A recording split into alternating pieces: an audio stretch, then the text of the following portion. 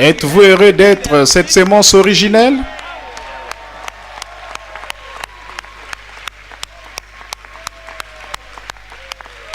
Loué soit le Seigneur. Amen. Vous pouvez vous asseoir. Comme c'est glorieux d'être une partie de cette sémence originelle, manifestée à nouveau en ces derniers jours. Quel temps, quel message. Êtes-vous dans l'expectative? Ah, ça va vraiment être bon ce soir. On va entendre un prophète de Dieu, le lion qui rugit.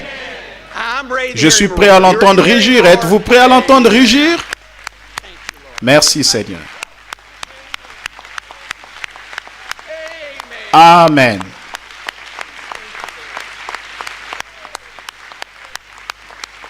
Loué soit le Seigneur. Vous pouvez vous asseoir. Nous parlons simplement de ce message et vous, à sa main, un sourire sur votre visage. Quand vous savez ce que vous savez et que vous savez qui vous êtes, comment pouvez-vous vous empêcher de sourire et d'être heureux? Tout le reste n'a pas d'importance, ça ne veut rien dire. La maladie, n'importe quoi d'autre, ça ne veut rien dire. Parce que vous êtes la sémence royale d'Abraham, prédestinée de Dieu, élue avant la fondation du monde. Oh, la sémence royale de Dieu. Amen. Merci Seigneur Jésus. Alléluia. Le diable ne peut pas vous l'enlever non plus. Amen. Amen. Vous pouvez vous asseoir. S'il essaie de vous l'enlever, vous dites, redonne-le. J'aime le dire juste comme ce prophète l'a dit. Redonne-le. Je te donne un ordre tout de suite. Redonne-le. Vous savez pourquoi? Parce que nous pouvons le dire avec la même puissance et la même autorité que le messager de Dieu du 7e âge de l'Église l'a dit. C'est la même parole et nous pouvons l'exiger de la même façon qu'il l'a fait. Redonne-le. C'est à moi. Ça m'appartient. Ça t'appartient. Loué soit le nom du Seigneur. Oh là là. Loué soit le nom du Seigneur. Satan nous a bluffés pendant longtemps, essayant de nous dire, eh bien, c'était juste pour lui. C'était pour nous montrer qu'il est revenu avec la preuve, pour nous montrer et nous dire que cela vous appartient à vous tous. Ah, loué soit le nom du Seigneur. Bienvenue, héritier de toutes choses. Amen. Amen.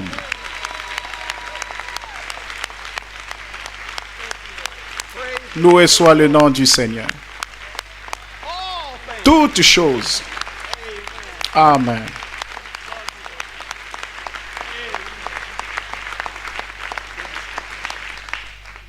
Il n'y a pas une seule chose dans ceci qui ne vous appartienne pas. Parce que vous êtes inclus dans ceci. Il parle de vous dans ceci. Amen. Loué soit le nom du Seigneur. Nous sommes maintenant assis ensemble dans les lieux célestes. Toute cette révélation. Avez-vous cette révélation ce soir? Sachant que nous sommes assis ensemble. Il dit tout est sous nos pieds maintenant. Nous sommes assis ensemble dans les lieux célestes. Avec la colonne de feu au milieu de nous maintenant. Merci Seigneur. Amen. Oh gloire.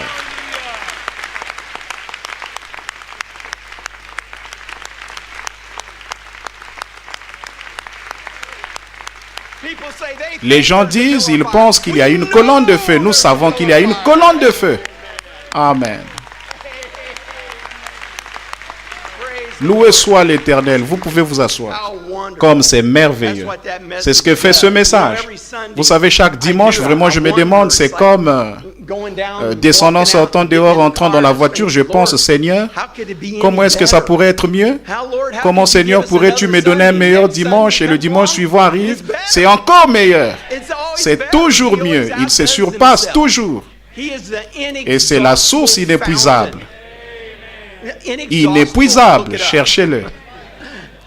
Vous ne pouvez simplement pas l'épuiser, c'est juste de plus en plus, en plus. Amen. Pourquoi? Parce que l'époux et l'épouse deviennent un. Amen. Loué soit le nom du Seigneur. Il a dit, cela doit être ainsi, comme c'est merveilleux qu'il nous ait dit qu'il devait nous avoir. Dieu devait nous avoir. Nous sommes cet arbre épouse. Il a dit qu'il ne peut pas produire le fruit sans nous. Il doit nous avoir. Et chaque jour, il continue de nous rassurer. C'est ce qui est si merveilleux. Quand vous écoutez ce message, ce n'est pas juste une fois et seulement ici à l'église. Et ce n'est pas seulement ici à une certaine heure. C'est constamment. Quand vous appuyez le bouton, que vous vous agenouillez, que vous êtes au volant de votre voiture, vous le savez. Je suis un fils de Dieu. Merci Seigneur Jésus. Ce réconfort qu'il nous donne dans tout ce monde où nous vivons, il n'y a rien comme ça. Il nous rassure que nous sommes cet arbre épouse parfait. Avant, il nous disait comment, avant, il a coupé les insectes l'avaient tout dévoré. Mais il a dit, je restaurerai, dit le Seigneur. Et maintenant, quand il vient et qu'il doit faire quelque chose, il ne fait que le tailler. Il se débarrasse de simplement, c'est une nouvelle vigne qui a poussé. Et cette nouvelle vigne, quand elle a été plantée dans les premières années, elle a juste commencé à fleurir. La semence commençait à sortir, il a dit, si elle produit une autre branche. Combien de fois Frère Branham nous raconte cette histoire de comment il a vu cet arbre fruitier avec ses citrons, des pamplemousses et tout dessus. Il dit, c'était tous greffés dessus. Ils sortaient, mais il dit, si jamais il en produit une autre, ce sera l'original. Nous sommes l'original venant des racines de l'arbre. Amen. Et comment obtenons-nous ceci? Parce que nous savons que nous sommes dans sa volonté parfaite. Ce message est sa volonté parfaite. C'est notre ligne de conduite, c'est notre chemin, c'est la carte. Il vous faut une carte, c'est comme Google Maps, c'est là que je vais aller, piouf, appuyer. Oh, ça, il vous dit exactement où aller.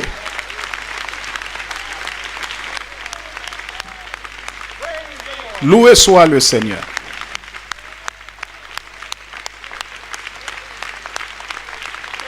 Loué soit le Seigneur. Amen. Loué soit le Seigneur. J'aime ça. Si vous vous trompez, Google Maps vous dit dès que vous pouvez, faites demi-tour. C'est ce que fait ce message. Si vous vous trompez de chemin, il dit faites demi-tour, vite. Reviens sur le trajet. Amen, Seigneur Jésus. Loué soit le nom du Seigneur. Ils ont emmagasiné cette nourriture dans des tonneaux remplis pour nous. Cette nourriture emmagasinée, ce message. Et ce message était emmagasiné pour quand? Pour maintenant même. Maintenant même, c'est le temps. Où serions-nous si nous n'avions pas de nourriture emmagasinée? On mourrait de faim. On n'aurait rien à manger. C'est vrai, on serait mort. Il n'y aurait rien, mais il a pourvu une voie. Il savait dès avant la fondation du monde qu'il devait emmagasiner cette nourriture, l'avoir ici pour nous, pour que l'épouse puisse l'écouter et que nous soyons assis à l'écouter pour atteindre la perfection. Vous êtes ces fruits au sommet de l'arbre. Comment vous sentez-vous? Assez bien, n'est-ce pas? Amen. Amen. Merci Seigneur.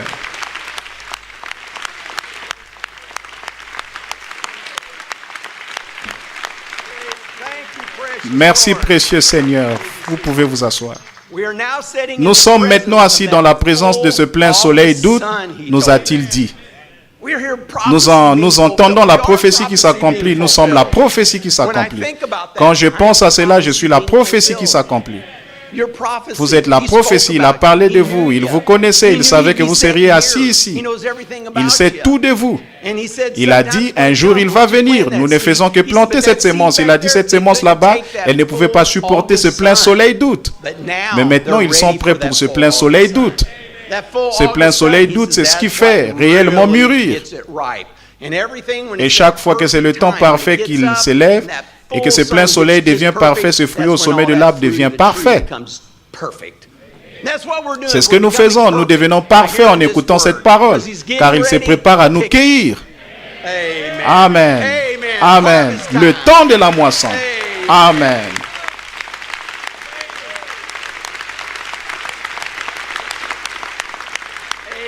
Amen. Loué soit le nom du Seigneur. Il nous a révélé que nous sommes la restauration complète de l'arbre épouse. Cette complète qui, tout ce que le gélec, ce gazam, le asile, je le restaurerai à nouveau. La prophétie s'accomplit. Oh, j'aime simplement cela. Il a dit, c'est la restauration complète. En nous donnant la complète révélation. C'est la seule façon qu'il peut compléter cet arbre. C'est en nous donnant la complète révélation de cet arbre, de ce message. Cette révélation est tout pour nous. Car sans cette révélation, nous ne sommes rien. C'est tout ce qu'il en est, mes amis. C'est la révélation de ce message. En ces jours-ci qui est tout. Loué soit le nom du Seigneur. Loué soit le Seigneur.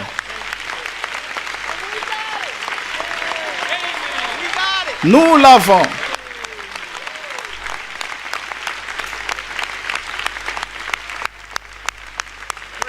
Loué soit le Seigneur. Vous pouvez vous asseoir. Les gens disaient, lavez-vous, lavez-vous. Je pense que oui, j'espère que oui. Plus maintenant, je l'ai, ou sois sûr que je l'ai. Peu importe ce que ça a l'air, ce que ça semble être, je l'ai. Amen. Nous voyons maintenant la manifestation complète. J'aime comment frère Branham utilise le mot manifestation. Cela prend vie sous nos propres yeux. Nous voyons la manifestation de la parole que nous allons entendre ce soir. La manifestation de cette parole. C'est la manifestation des prémices qui sont déjà mûres. Qui sont ces prémices? Nous. Nous sommes ces prémices. C'est la parole faite chair. Nous sommes la parole faite chair. Qui est la parole faite chair? Amen. Amen. Amen.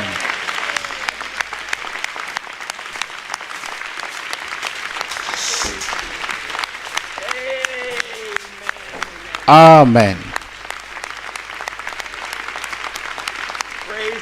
Loué soit le nom du Seigneur. Vous savez, je ne sais pas, je pensais à ceci hier, je priais, je pensais à ces fruits et ce qu'ils sont. Et quand un fruit est mûr, combien d'entre vous aimez les pêches? J'aime les pêches. Il n'y a rien comme une pêche, vous les gens de la Géorgie. Et vous avez les meilleures pêches, ces pêches de la Géorgie. Et si vous cueillez une pêche parfaite, d'un pêcher parfait, qui est parfaitement mûr au temps parfait de l'année, vous en avez juste là devant vous. Quand vous prenez une bouchée de cette pêche,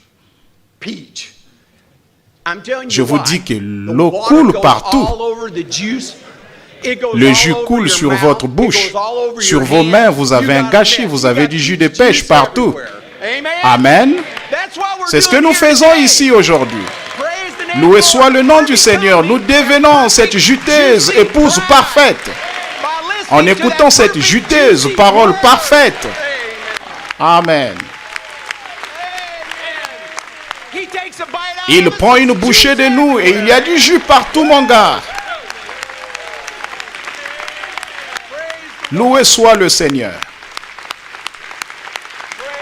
Loué soit le nom du Seigneur. Amen. Loué soit le Seigneur. Amen. Ça me met l'eau à la bouche.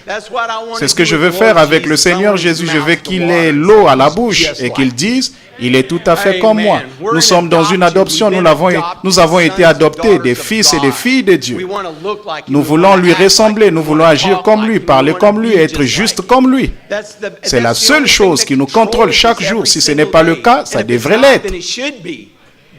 C'est le temps de le faire. C'est cet amour, cette parole qui vit à l'intérieur de nous. C'est Dieu fait chair, c'est révélant aux gens. Cette parole ne change jamais. Elle ne change jamais. Il a dit, elle ne peut pas changer. Les gens s'attendent à la voir changer, veulent qu'elle change. Jésus est le même. Il a fait la même chose qu'il a faite dans l'Ancien Testament. Il a fait la même chose maintenant. Satan aussi. Tout ce qu'il a fait en ces temps-là, il vit toujours et rôde maintenant. Mais il est un homme beaucoup plus intelligent et plus cruel. Mais Dieu est encore plus puissant. Amen. Même nous aussi, comme nous l'avons exprimé l'autre soir, c'est que de plus grandes choses appartiennent à l'épouse de Jésus-Christ. Il a dit qu'il restaurerait tout ce qu'il avait, mais de plus grandes choses nous appartiennent. Car un jour, ça arrivera que nous croyons. Prononce la parole. Il nous l'a montré, il a dit, il a juste introduit pour montrer que c'était là, que c'était pour nous. Prononcer la parole pour les écureuils, pour la tempête. C'était la parole vivante dans la chair humaine à nouveau. Mais au jour de Moïse, Josué et Caleb ont traversé la terre promise. Ils sont allés avec 10 autres dans cette terre promise. Ils y sont allés pour rassembler des preuves, pour montrer que c'était un bon pays. Ils ont ramené cette évidence qu'il dit. Ils sont revenus, ils ont dit, les gars, c'est un bon pays. Regardez ça, c'est quelque chose, c'est merveilleux. Ils étaient si excités. Pouvez-vous imaginer à quel point excités toutes ces années qu'ils avaient vécu en Égypte? Il dit qu'ils mangeaient de l'ail et du poireau et tout le reste. Mais finalement qu'ils y étaient parvenus, ils étaient allés et revenus. Il a dit, je l'ai vu de mes propres yeux. J'étais là, il a dit, j'étais là, je l'ai vu, voici la preuve de la terre promise. Il a ramené pour leur montrer, il a dit, maintenant, elle est à nous, elle nous appartient, elle attend juste que nous la prenions. Il a dit, nous devrions nous en emparer, il faudra nous battre pour chaque centimètre de terrain. Elle nous appartient. Et c'est quelque chose de mener un combat quand vous savez que vous allez gagner. Et c'est l'épouse, nous savons que nous allons gagner. Nous avons gagné. Amen.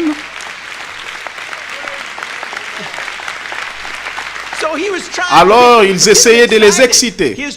Il essayait de leur dire, c'est le pays. Il disait, comment le sais-tu?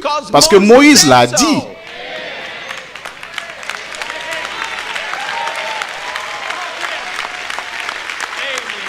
Amen. Amen.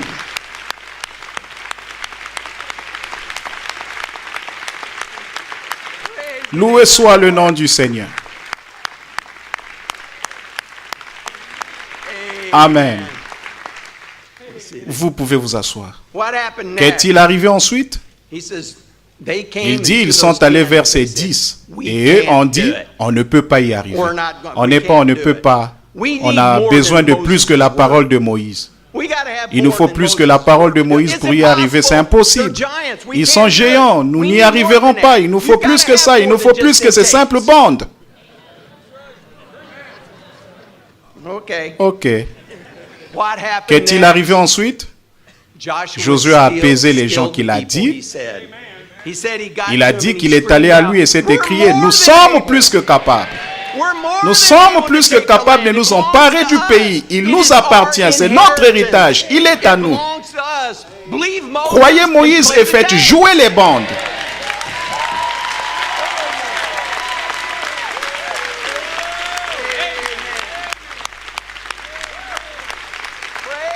Loué soit le Seigneur.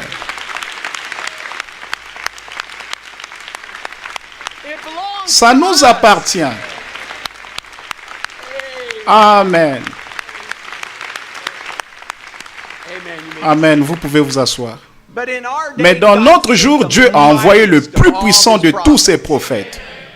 C'était le plus puissant de tous. De penser combien cette personne était puissante. Il a dit, Jean-Baptiste, il n'y avait pas d'homme né d'une femme plus grand que Jean-Baptiste. C'est que dit la parole. Il a dit, mais le plus petit d'entre vous est plus grand que lui. Combien plus l'étaient ses prophètes, son messager. Cet ange messager puissant à qui il a remis tous les secrets. Depuis la fondation du monde, il devait faire confiance à l'homme de qui il savait. Que s'il confiait cette parole à un prophète puissant, c'était l'arbre parfait qui venait à nouveau dans la chair pour nous amener la parole. C'est ce qu'il a dit. Prêchant la parole parfaite de Dieu. Avec des signes parfaits et des résultats parfaits pour obtenir l'épouse parfaite. Amen. Le Père l'a amené au-delà du rideau du temps. Il l'a mené dans une terre promise. Encore une fois. Il l'a amené là et lui a montré ces choses. Il a laissé marcher avec eux. Il a laissé parler avec eux. Ils ont fraternisé avec lui. Pas en songe, pas dans quelque chose, mais il était là. Il était dans cette terre promise où nous irons tous par la foi. Il nous a tous vus là-bas. J'étais là. Vous étiez là. Amen. Amen. C'est converti.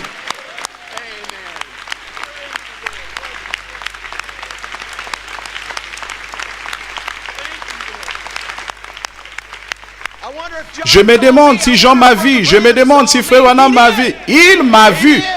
Il m'a vu. Amen. Loué soit le Seigneur. Vous pouvez vous asseoir. Amen.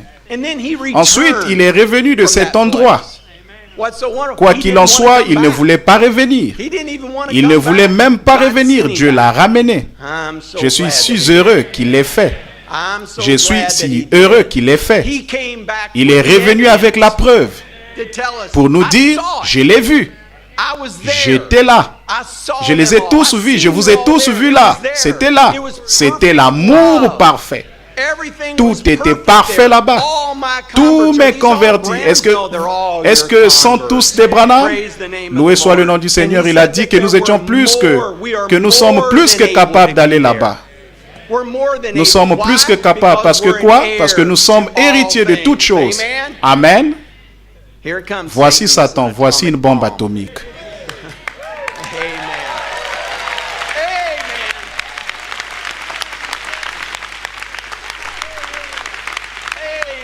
Amen. Loué soit le Seigneur. Vous pouvez vous asseoir.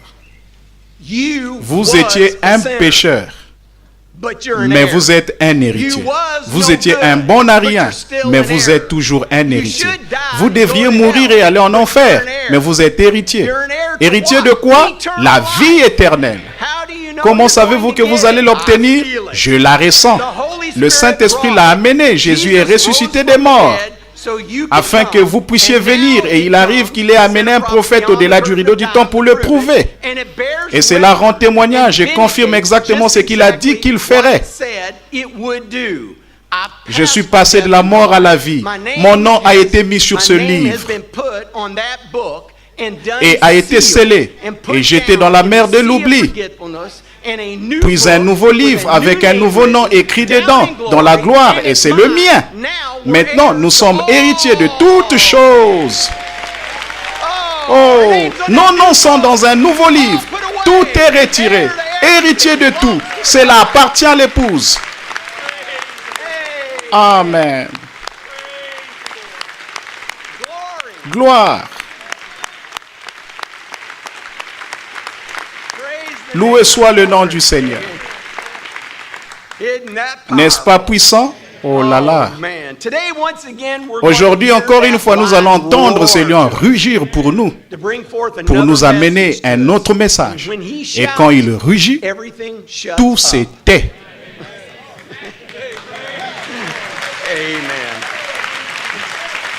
Loué soit le nom du Seigneur. Qu'est donc le lion pour aujourd'hui? Ce message, la voix du messager, c'est le lion pour aujourd'hui. Amen. Et quand Dieu parle, le prophète s'écrie. Alors que son royaume prenne garde à ce qu'il est en train de dire. Dieu a parlé, que chaque créature de son royaume écoute ce qu'il est en train de dire. Amen. Amen. C'est ce que nous faisons. Loué soit le Seigneur. J'aime celle-là. Quand j'ai lu ça, nous savons combien prophétique est la parole et le Saint-Esprit qui va et demeure et vit. Mais ceci est plus que la prophétie accomplie quand il dit, il a parlé et nous écoutons. Nous avons la chance d'écouter cette voix de Dieu nous-mêmes. Quels gens privilégiés, Frère Branham comme Amos. C'était Dieu qui marchait sur la route. Parce qu'il était la parole de Dieu pour ces jours-là. Il représentait, c'était le représentant de Dieu sur la terre. Mais plusieurs voulaient mettre leur interprétation à cette parole. Cette parole n'a besoin d'aucune interprétation. Vous ne pouvez pas interpréter la parole. Dieu l'a dit et c'est tout, c'est réglé. Et nous remercions le Seigneur pour cela, mais ils disent, nous n'avons jamais retiré Frère Branham de la chair. Maintenant, si je le répète, c'est une chose très controversée. Et c'est très clair comment ça se passe avec le ministère. Il y a des hommes qui ont la crainte de Dieu et qui aiment ce message. Ils feront jouer ces bandes. Vous devez faire jouer ces bandes. Mais ils disent, nous ne l'avons jamais mis dehors, nous le citons constamment dans nos messages. Vous devriez le citer constamment parce que c'est le message. Ce que ce prophète a dit est le message aujourd'hui. Mais c'est aussi ce que faisaient les pharisiens et les sadducéens. Ils citaient la parole. Il dit, ils citaient la parole quand ils étaient en train de mourir, juste là à la croix. Qu'au même moment, ils le citaient. Mais la parole était avec eux dans la chair. Il était juste là. Ils auraient pu dire, il est juste là, écoutez-le. C'est pareil aujourd'hui. Nous avons cette même opportunité aujourd'hui. La parole faite chair. Amen.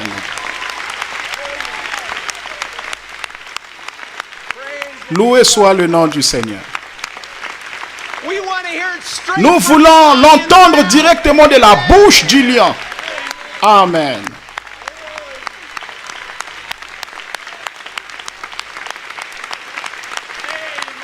Loué soit le Seigneur.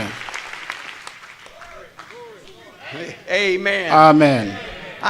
Je suis ici heureux qu'il ait pourvu d'un moyen, qu'il ait mis ses fruits dans un tonneau afin que nous puissions l'écouter de nous-mêmes, entendre exactement ce qu'il a dit. Ce n'est pas contre les ministres ou le ministère, pour être clair, ne comprenez pas mal cela. Aussi, ça a toujours été mal compris, ce n'est pas ça. Mais le diable est très rusé, très malin. Il sait comment le dire, il a fait alors. Mais en ces jours, ces temps-ci, ils vont admettre, plusieurs vont dire, Frère Branham est un prophète. Le diable le sait. Il sait que c'est un prophète de Dieu qui a été envoyé. Vous devriez écouter les bandes. C'est ce qu'ils disent. Mais vous devez aussi m'écouter ou entendre mon ministère. C'est là qu'est le mensonge. Ce n'est pas de diriger les gens vers le prophète, mais vers eux. C'est là qu'ils s'égarent, c'est la chose. Vous devez nous avoir, sinon vous allez être confus. Vous ne comprenez pas ce que ce prophète a dit si vous ne m'écoutez pas. Il y en a qui disent ça. Oh, Frère Branham est un brave homme. Voyez, c'est bien gardé de parler contre ses caractères. Amen. Il dit, Frère Branham, mais surtout n'écoutez pas ces bandes parce que ça va vous embrouiller. Il s'est trouvé qu'un de mes amis était là, il a dit, un instant, monsieur. Moi, j'étais embrouillé jusqu'à ce que j'entende les bandes.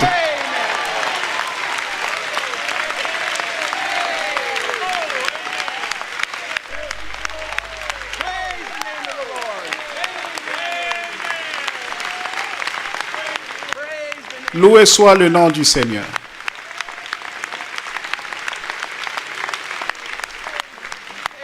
Amen.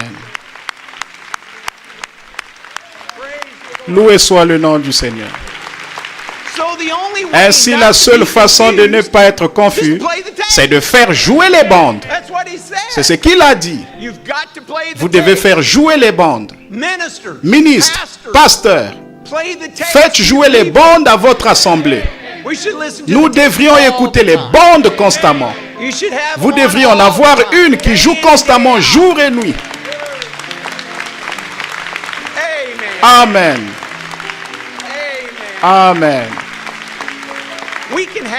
Nous pouvons entendre la voix de Dieu qui nous parle constamment. Il ne nous quitte jamais. Il ne nous abandonne jamais. Il est toujours là. On peut appuyer sur play et entendre bonjour mes amis. Oh merci Seigneur, tu me dis bonjour. Il nous dit restez avec la parole. Il dit restez avec les bandes. Restez dans le message. Il le faut. Il n'y a pas de substitut à cela. Mais il rassemble et unit son épouse ensemble. Quand il leur parle, quand ce Saint-Esprit, quand cette onction vient, C'est toujours différent pour vous quand vous écoutez les bandes. Peut-être que vous avez déjà écouté celle-ci 3 ou 4 fois, mais l'onction va être plus grande ce soir. Parce que les enfants de Dieu, l'épouse s'est rassemblée. C'est un feu énorme. Nous avons tous cette colonne de feu à l'intérieur de nous. Nous sommes les paroles vivantes de Dieu. Et quand vous les rassemblez tous, c'est pour ça qu'il les a rassemblés. Il a rassemblé toute cette épouse ensemble. Mais même là, le prophète nous dit, ils sont venus voir Pierre. Je pense que nous l'avons parce que on va attendre. Et c'est ce que nous faisons. Nous attendons, Seigneur. Il n'y aura pas l'ombre d'un doute que ça va se passer autour de cette parole. Ce n'est pas autour de Joseph Branham, c'est autour de la parole. C'est seulement la parole. Pourquoi levons-nous et crions-nous et hurlons-nous? C'est la parole. Juste citer la parole pour vous rappeler qui vous êtes, ce que vous possédez. Vous possédez toutes choses, héritier de toutes choses. Vous avez la révélation du prophète et messager de Dieu dans ce temps de la fin. Pour reconnaître qui vous êtes, l'autorité de vos paroles. Parce que ce ne sont pas vos paroles, ce sont ses paroles. Ce sont ses promesses, c'est sa puissance. Vous n'en avez pas. Mon histoire préférée, c'est quand il parle de ce petit policier. Il dit, il se tient là avec ce chapeau enfoncé, ses oreilles ressorties comme ça. Une voiture de 400 chevaux à vapeur dirige vers lui. Il lève sa main en l'air en gants. Waouh! Il dit, il ne pourrait pas arrêter un ligot. Il ne peut rien faire, mais il a l'autorité. Aussi, quand nous allons prier, nous avons l'autorité de le faire. Nous avons l'autorité de l'exiger. Parce qu'il continue de nous dire constamment encore et encore exactement qui vous êtes. Il y a le moindre doute dans votre esprit ce soir. Savez-vous qui vous êtes? Levez votre main si vous savez qui vous êtes. Si vous croyez maintenant que vous êtes dans la sémence, vous êtes la sémence royale d'Abraham, vous êtes cette sémence prédestinée de l'épouse, écoutez ceci.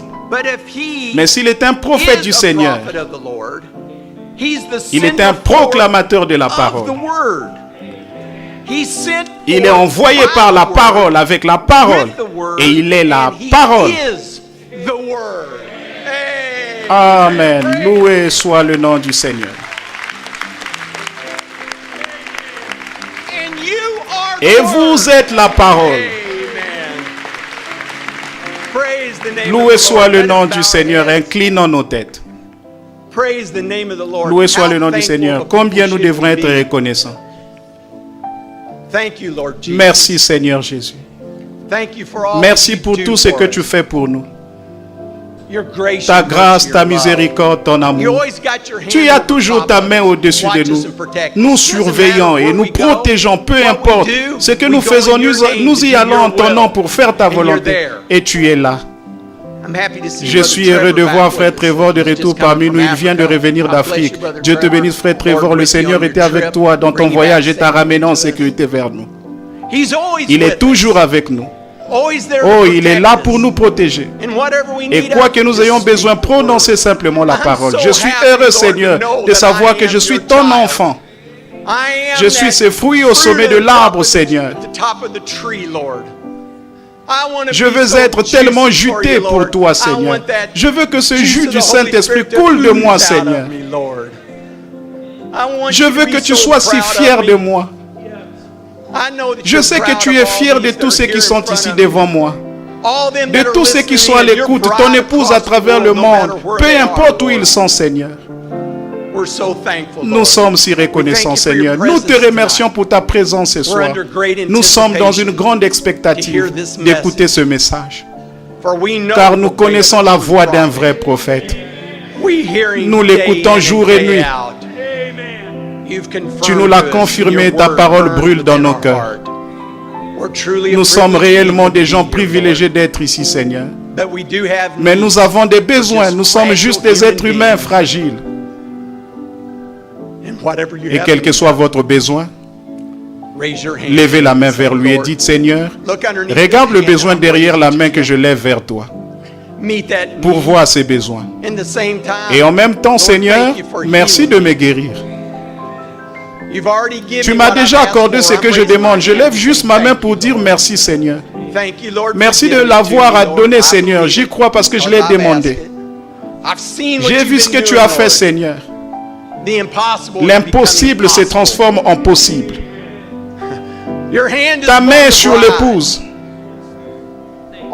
Toutes ces différentes personnes dans l'assemblée tout autour du monde, témoignage après témoignage. J'ai vu Dieu ressusciter un rouge-gorge hier. Il était mort. J'ai amené la bande juste là et j'ai dit, Seigneur, sous cette voie, il est faux. Il est faux. J'ai regardé Satan a dit, il n'a pas bougé. Il n'a pas bougé. Je suis allé dans l'autre pièce et quand je suis revenu, où est l'oiseau? Il était parti. Amen.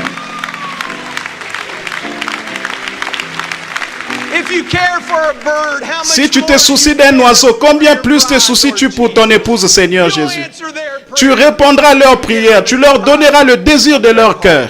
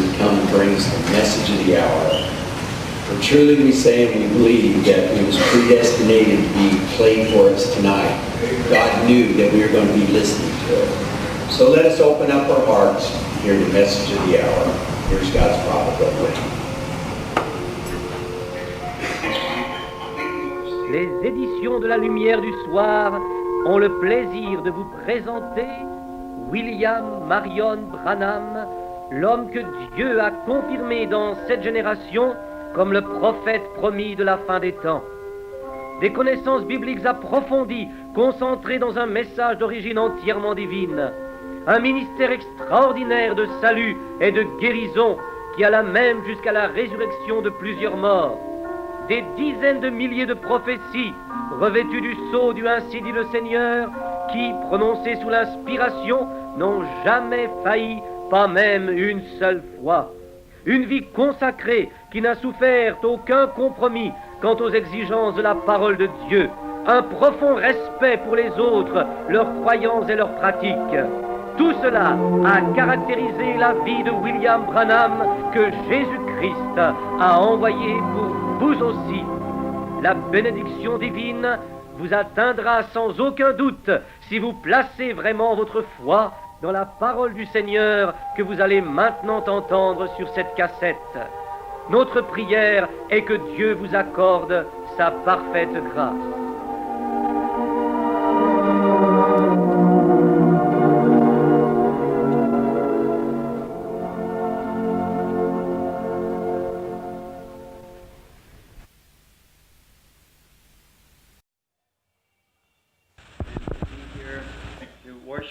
Et d'être ici pour adorer avec vous.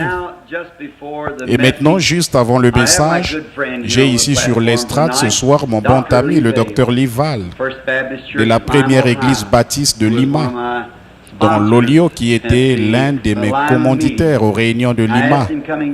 Je lui ai demandé en venant ici ce soir s'il pouvait dire un mot à l'Assemblée, peut-être en rapport aux réunions de Lima pendant un instant ou deux.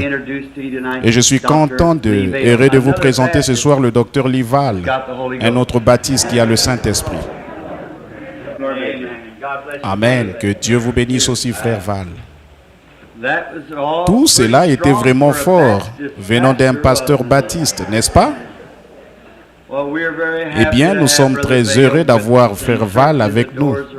Et les portes ici sont certainement ouvertes afin qu'il revienne nous rendre visite chaque fois qu'il le pourra. Et maintenant, ce soir, demain soir, c'est la mise au tombeau du Seigneur Jésus. Dimanche matin, c'est le service du lever du soleil à 6 heures. Et je crois que le frère a annoncé l'autre partie de ce service. Maintenant, prions pour nous un instant. Seigneur béni, ta parole est la vérité. Et nous sommes reconnaissants pour ces hommes qui la manient sans peur, alors qu'il apporte aux gens. Et comme nous ouvrons la Bible ce soir, ou que nous en tournons les pages, puisse le Saint-Esprit béni venir ouvrir la parole qui nous donne l'intelligence.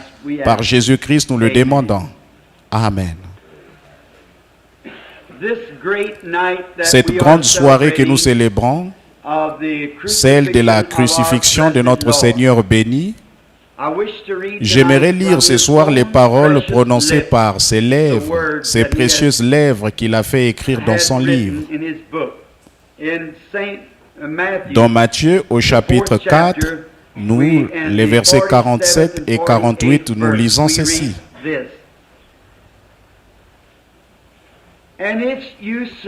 Et si vous saluez seulement vos frères, que faites-vous d'extraordinaire?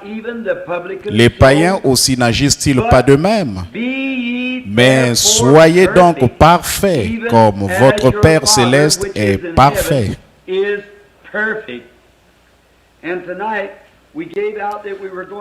Ce soir, nous avons annoncé que nous allions parler sur le sujet de la perfection.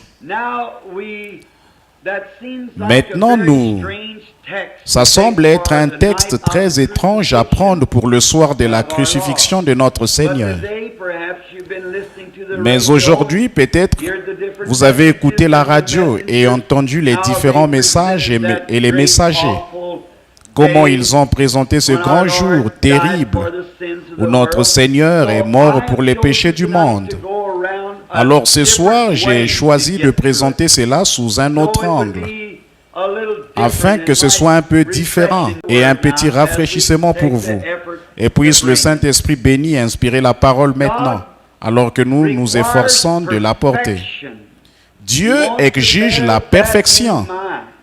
Nous voulons garder cela à l'esprit, qu'il n'y a rien de partiel qui puisse aller dans la présence de Dieu. Cela doit être parfait, notre adoration et tout.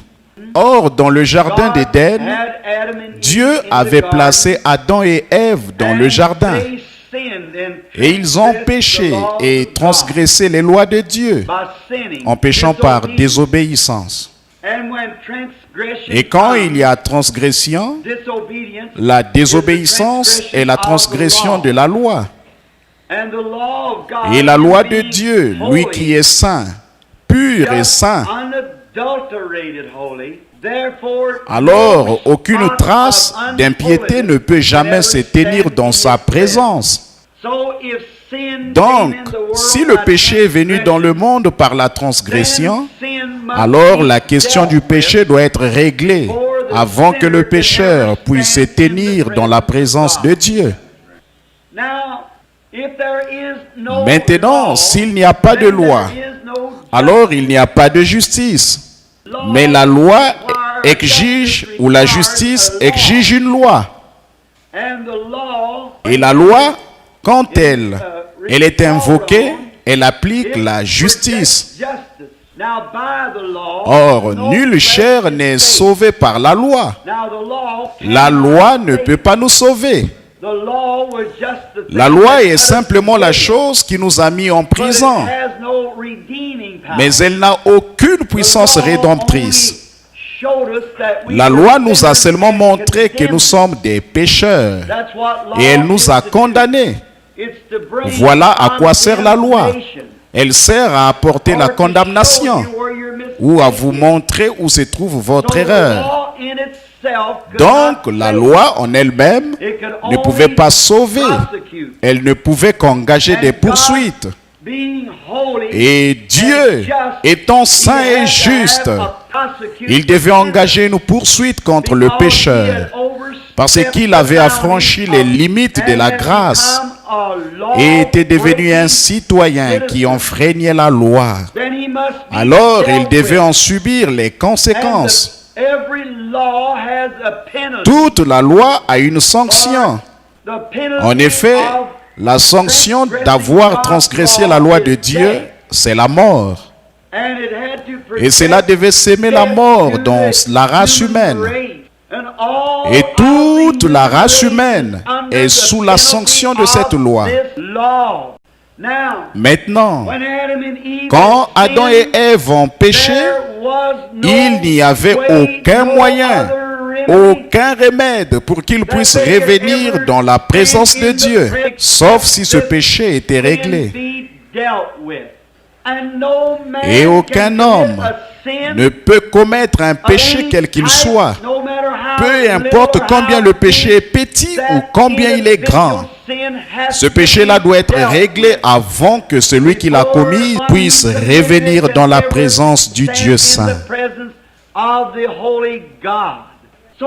C'est pourquoi, lorsqu'Adam et Ève ont péché et ont transgressé la loi, ils ont été assujettis à la mort. Et la loi devait être exécutée. C'est pourquoi cela a assujetti toute la race humaine à la peine de mort. Maintenant, si nous pouvons seulement nous arrêter quelques instants là, dans notre pensée et regarder ce grand tableau, et nous rappeler que chaque personne ici est incluse là-dedans. Chaque homme et chaque femme, chaque enfant est inclus dans la peine de mort par la transgression du premier être humain, Adam. Par sa transgression, chacun d'entre vous est devenu victime du péché. Et la question du péché doit être réglée. Et alors Dieu, dans sa grande infinité et dans son grand amour, la loi servait à séparer le pécheur de son Créateur, afin qu'il soit anéanti, totalement anéanti. Il n'y avait aucun moyen pour lui de revenir un jour, à moins que ce péché ne soit réglé. Et il serait alors très facile de croire à l'anéantissement total d'un pécheur à la fin, car il est complètement, à jamais, séparé de la présence de Dieu. Maintenant, remarquez ce péché. Et comme Dieu qui est juste, il ne pouvait rien faire d'autre que d'être juste, car il est la source de toute justice. Alors il n'y aurait rien d'autre à faire pour lui que d'appliquer la sanction pour cette transgression. Et la sanction était la mort, car il a dit, le jour où tu en mangeras, ce jour-là tu mourras. Bon, c'est un sombre tableau que nous avons ici. Mais si nous revenons un peu plus en arrière et que nous découvrons les attributs même de Dieu, la Bible nous dit clairement que Dieu est amour. Mais par contre, du fait qu'il est amour, il doit être juste. Ainsi, l'amour ne signifie pas seulement une chose que l'on peut chouchouter et prendre à la légère. L'amour est la justice de Dieu. Ainsi, quand Dieu a vu que ses enfants avaient transgressé sa loi et qu'ils devaient subir la mort, alors l'amour souverain est intervenu pour pourvoir d'un moyen, car Dieu a vu que ses enfants devaient être absolument, totalement anéantis de devant sa face. Il n'y avait rien d'autre à faire, car ils avaient transgressé sa loi, et la sanction de sa loi, c'était la mort. Et alors l'amour de Dieu s'est élancé pour ses sujets. Et quand l'amour divin est projeté, la grâce souveraine produit l'objet de l'amour. Et Dieu, par prescience, comme il aimait tellement sa race, il a fait mourir un substitut dans le jardin d'Éden, puisqu'il y avait une sanction. C'est-à-dire qu'il s'est servi d'un substitut. Il a pris une petite créature innocente, un petit agneau qui ne connaissait pas le péché. Cela a servi de substitut qui a été utilisé et est mort à la place du pécheur coupable. Et c'était un agneau immolé pour préserver la vie de ses sujets. Tout au long de l'Ancien Testament, ils ont offert le sang d'agneau et de boucs, de brebis, de taureaux et de génisses, la mort d'un substitut. Mais dans toute la grande économie de Dieu, il y avait là dans sa pensée le véritable objet qui allait venir, qui serait. C'était des ombres du véritable objet qui allait venir. Et le véritable objet qui allait venir était son Fils unique. Tous les agneaux qui sont morts n'étaient qu'une ombre. Une ombre n'est que le côté négatif d'un objet. Et ils indiquaient seulement le calvaire qui allait venir. Maintenant, pour avoir une image de cela, prenons dans nos Bibles dans l'Épître aux Hébreux et prenons ici ce que Paul, ce grand apôtre qui parle là, il essaie de séparer ces choses pour nous. Au chapitre 10 de l'Épître aux Hébreux, nous lisons ceci. Et j'aime la parole. La parole est la vérité. Et j'aime la lire devant mon assemblée, car je sais qu'au jugement, je vais comparaître avec eux. Et je dois rendre des comptes. Ainsi, si je le tire de la parole, alors je ne serai pas coupable parce que c'est la parole et Dieu est responsable de sa parole. Nous voyons tellement d'évangélistes et tout aujourd'hui qui mettent en avant leur personnalité. Oh, c'est une chose honteuse. Et on découvre en allant dans les églises, on visite une église et on y trouve un certain pasteur. Il a une petite manière d'agir particulière, une petite émotion. Si on ne prête pas attention, toute l'assemblée prendra cet esprit. S'il est juste un peu émotif, ou s'il secoue la tête, ou fait un petit quelque chose de bizarre, eh bien, toute l'église fera la même chose. Et nous avons aujourd'hui dans nos églises modernes, sonné au point où ce sont des sensations et de petites choses comme ça. Et c'est devenu une telle confusion. Mais oh, mes frères bien-aimés, s'il y a un temps où nous devrions nous aligner sur la parole, c'est aujourd'hui. Vous voyez, je n'aimerais pas comparaître au jugement et savoir que j'avais une petite révélation un peu particulière, non fondée, et que j'ai induit les gens en erreur. Je ne veux pas qu'ils aient mon esprit, ma façon d'agir, mais je veux qu'ils aient l'esprit de Dieu, selon la parole de Dieu qui produit la vérité. Aussi, en cette grande occasion ce soir, j'aimerais lire un extrait de la parole éternelle de Dieu. Maintenant, nous comprenons que la loi a existé pendant de nombreuses années, mais la loi n'a jamais pu enlever le péché. Comme je l'ai dit dans le passé, elle n'était qu'une prison. Elle était le grand détective qui vous disait ce que vous aviez fait, mais qui n'avait aucun remède pour vous délivrer. Elle vous mettait dans la maison de prêt sur gage, mais il n'y avait pas de rédempteur pour vous en faire sortir. Elle ne faisait que vous emprisonner, pour vous faire savoir que vous étiez un pécheur. Mais remarquez maintenant dans Hébreux au chapitre 10, alors que nous lisons. En effet, la loi qui possède une ombre des biens à venir et non l'exacte représentation, souvenez-vous, c'était l'ombre d'une image à venir. Une ombre ne fait qu'indiquer qu'il y a une image qui produit l'ombre.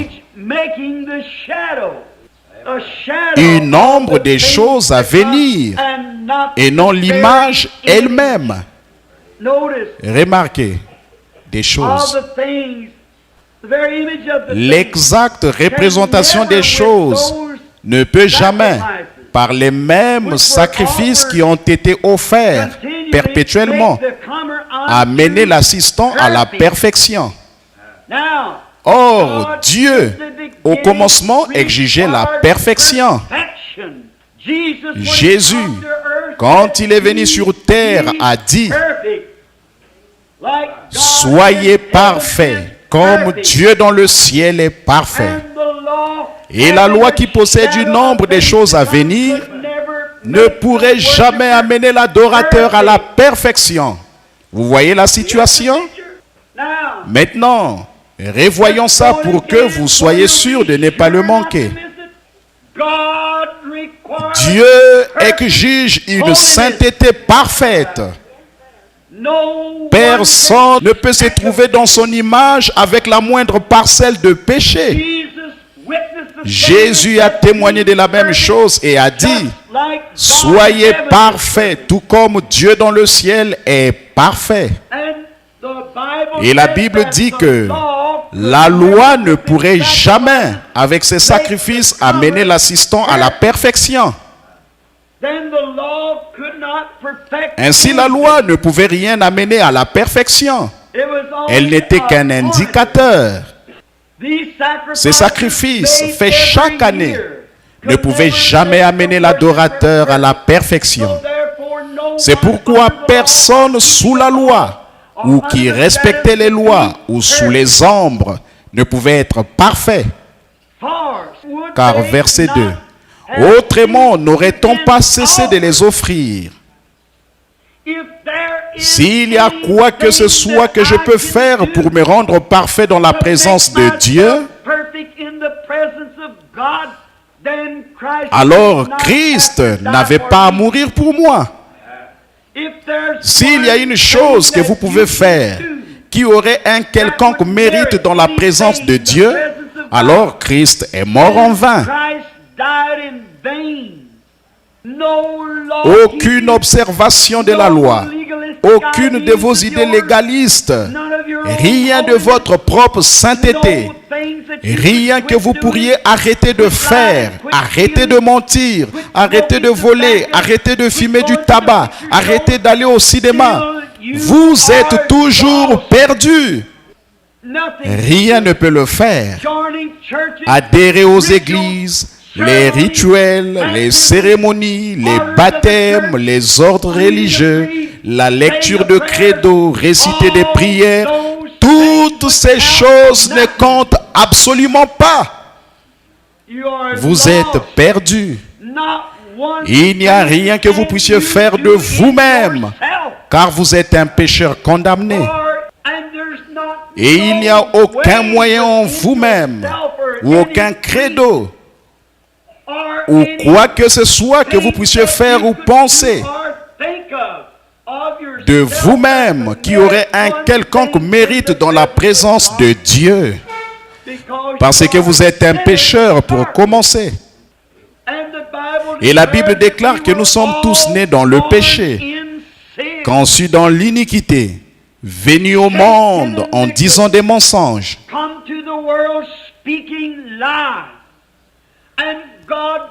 Et Dieu ne pouvait pas prendre un homme et le faire mourir pour l'autre, car l'un est tout aussi coupable que l'autre. Dans la présence de Dieu, l'archevêque né dans ce monde est aussi coupable que le plus vil des ivrognes de la ville. L'un ne peut pas servir d'expiation pour l'autre. C'est pourquoi il a pris la vie innocente d'un animal, un petit agneau. Et sous l'Ancien Testament, la loi stipulait que lorsque l'homme péchait, il amenait l'agneau à l'autel, disant que s'il transgressait un des commandements, il amenait l'agneau et il le déposait sur l'autel. Il posait ses mains sur l'agneau et il confessait ses péchés, confessait qu'il avait tort et qu'il savait qu'il était coupable la loi exigeait la mort. Et il amenait un agneau pour que celui-ci prenne sa place. Et quand on tranchait la gorge du petit animal, et il se mettait à donner des coups avec ses petites pattes et à bêler. Si vous avez déjà vu un agneau se faire abattre, quel cri pitoyable! Le pauvre petit être qui essaie de bêler, sa petite veine jugulaire est coupée. Et alors qu'il donne des coups de patte et qu'il tremble, alors qu'il se redresse, puis tremble de nouveau et bêle, et le sang qui jaillit, cela trempe sa petite laine et les mains de l'adorateur. Et alors, comme l'adorateur prenait conscience, pour avoir commis un adultère, pour avoir menti, volé, quelle qu'ait été sa culpabilité, ou même avoir eu de mauvaises pensées, peu importe ce que c'était, la moindre ombre, il était coupable car c'était sa nature. Il était une personne coupable, peut-être pas par désir, mais par sa nature, il était coupable. Il devait reconnaître que ce petit agneau innocent était mort à sa place. Et il avait de la peine pour cette petite chose. Mais l'homme, dès que l'agneau était finalement mort, avec le sang de l'agneau sur les mains, il quittait le bâtiment avec le même désir dans son cœur qu'il avait au départ. Pourquoi? Parce que la vie qui était dans le petit agneau, la vie se trouve dans le sang. Votre vie est dans votre sang. Nous savons ça. Et la vie dans le sang de l'agneau était une vie animale. C'est pourquoi, quand ces petits globules sanguins étaient brisés et que la vie était sortie de l'animal, elle ne pouvait pas revenir sur l'adorateur, parce que l'adorateur était un être humain. Le sang servait de couverture, mais il ne pouvait pas parfaitement faire l'expiation, car l'homme quittait le bâtiment avec le même désir de péché qu'il avait au départ. Mais en faisant ceci, il attendait le moment où un agneau parfait viendrait. Et il le faisait avec l'Holocauste, parce que c'était le seul moyen qu'il connaissait. Alors vous voyez, quand le sang coule et que la vie sort de l'animal, elle ne peut pas revenir sur l'homme, car l'une est l'animal, car l'une est animale et l'autre est humaine. Un animal innocent pour un homme coupable. Mais un jour, il y a environ 2000 ans, l'agneau de Dieu est né dans une petite crèche à Bethléem et a été mené comme une brebis à l'abattoir. Il y a environ 1900 ans, cet après-midi, à 15 heures, il est mort. Et l'agneau de Dieu sans tache et irréprochable était suspendu à la croix du calvaire. Et il est mort pour chaque pécheur. Maintenant, quand l'adorateur s'avance avec cet agneau par la foi, et c'est un agneau différent. Ce n'est pas un agneau comme les autres. Nul ne peut venir à cet agneau si Dieu ne l'attire premièrement. Vous voyez la souveraineté de Dieu? Oh, j'espère que cela descend profondément maintenant. Regardez, Dieu savait qu'il avait des brebis dans ce monde. Il savait qu'il aurait des gens à sauver. Et son amour a regardé au loin et a vu ceux qui seraient sauvés. Donc, par prescience, il a prédestiné une église à le rencontrer là-bas, sans tache ni ride. Et si Dieu exigeait une église sans tache ni ride, il devait avoir quelque chose pour la rendre ainsi. Il ne pouvait pas l'exiger. Sa justice, ses jugements ne permettraient pas qu'il demande une telle chose s'il n'y avait pas un moyen de le faire. Et l'homme ne peut pas le faire lui-même. Il est un échec total. Dieu lui a fait voir cela par la foi, par les juges. Et tout au long de l'Ancien Testament, il a envoyé les prophètes, il a envoyé l'homme juste. Et on a constaté que tous, ils ont échoué. Alors Dieu, par sa grâce souveraine, a envoyé des portes de la gloire, son Fils unique, afin qu'il prenne notre place. Souvenez-vous, s'il avait dit au pape de Rome de la prendre, il n'aurait pas pu le faire. S'il avait dit à l'archevêque de Canterbury de le faire, il n'aurait pas pu le faire. S'il avait fait appel au très saint révérend père ou à l'archevêque du monde, il n'aurait pas pu le faire. Il aurait été tout aussi rejeté que Judas Iscariote l'a été. Il ne pouvait pas le faire, car il était né dans le péché, conçu dans l'iniquité, venu au monde en disant des mensonges, et avait lui-même besoin d'une expiation. Alléluia. Mais quelqu'un est arrivé des portails de la gloire.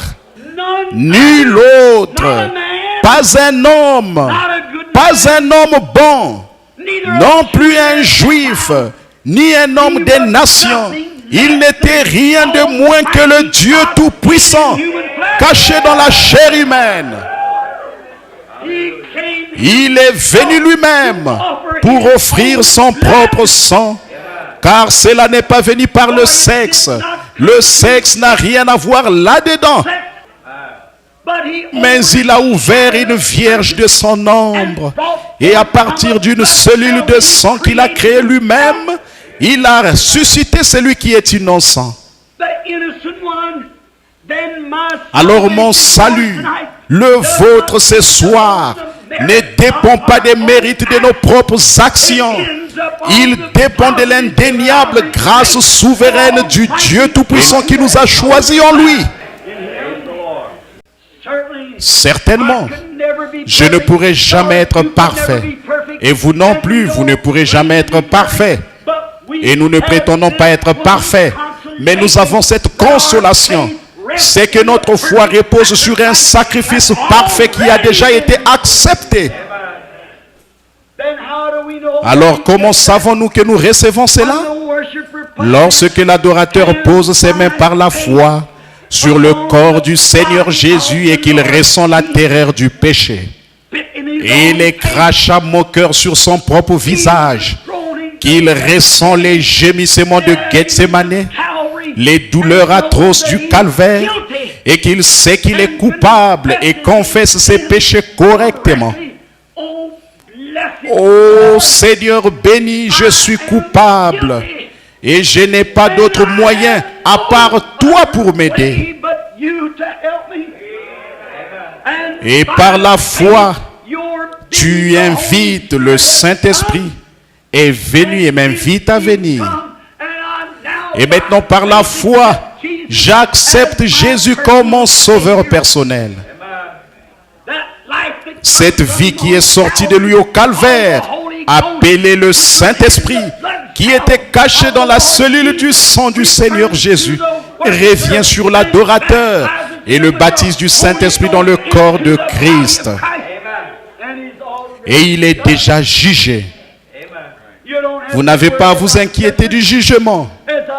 Quand je me tourne et que je regarde ce petit crucifix, je me rends compte que cela, représente son corps. Et maintenant, ce corps a déjà été jugé. Dieu ne peut pas être juste et le juger de nouveau, car il est déjà jugé. Dieu a frappé ce corps des jugements de la mort. Et tant que je peux trouver un moyen d'être caché dans ce corps, son jugement a frappé là pour moi et pour vous. Nous sommes libres. Romains 8:1 dit, il n'y a donc maintenant aucune condamnation pour ceux qui sont en Jésus-Christ, qui marchent non selon la chair, mais selon l'esprit.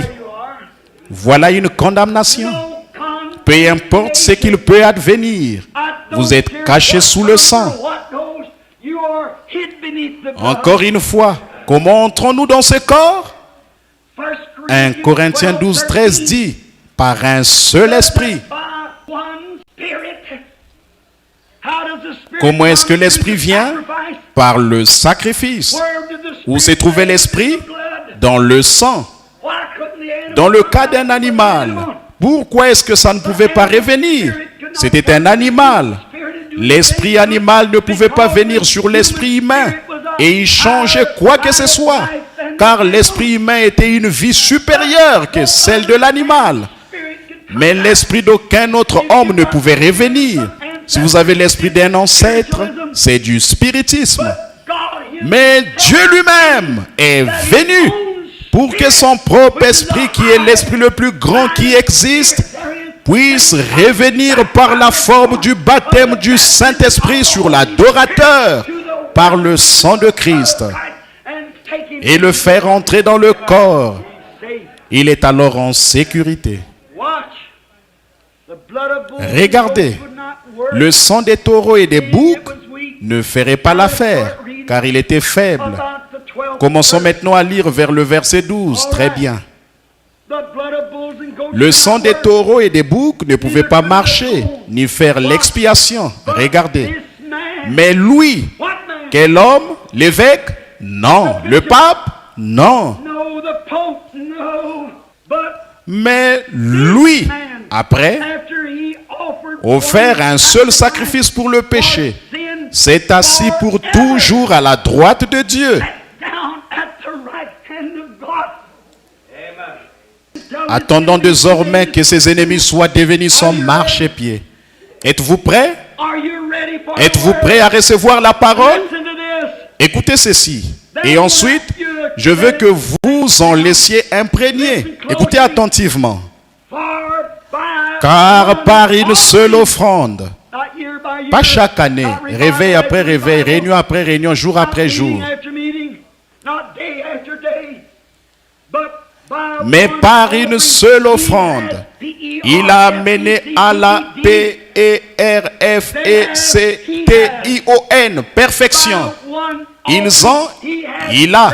Par une seule offrande, il a amené à la perfection. C'est l'exigence de Dieu pour toujours ceux qui sont sanctifiés.